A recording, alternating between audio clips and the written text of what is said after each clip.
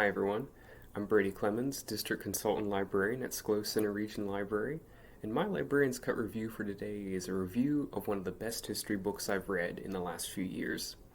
I do tend to read a lot of history, but Candace Millard, also the author of Hero of the Empire and The River of Doubt, covering some lesser-known exploits of a young Winston Churchill and an aging Teddy Roosevelt respectively, is among the best writers working today.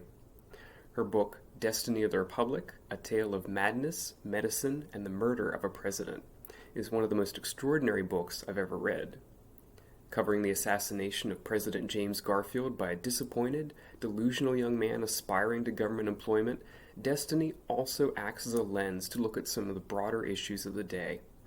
The corruption of the federal government by the spoils system of offering jobs to political allies and cronies was not only one of the most debated issues at the time, it led directly to the president's murder.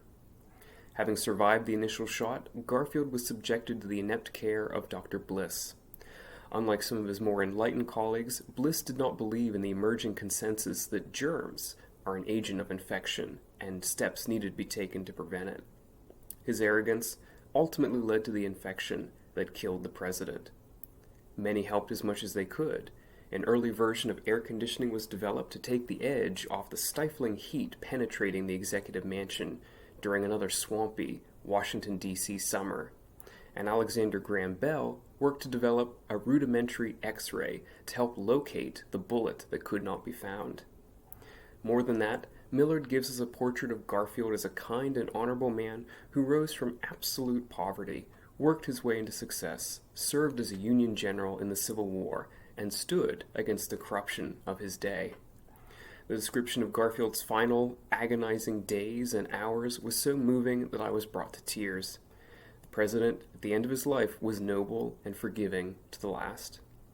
As many at the time did, were left to wonder what might have happened if his life and his term in office hadn't been cut short so soon. Destiny of the Republic is available in print and as an ebook and digital audiobook through the library's Overdrive site. That's it for today. Take care and keep reading.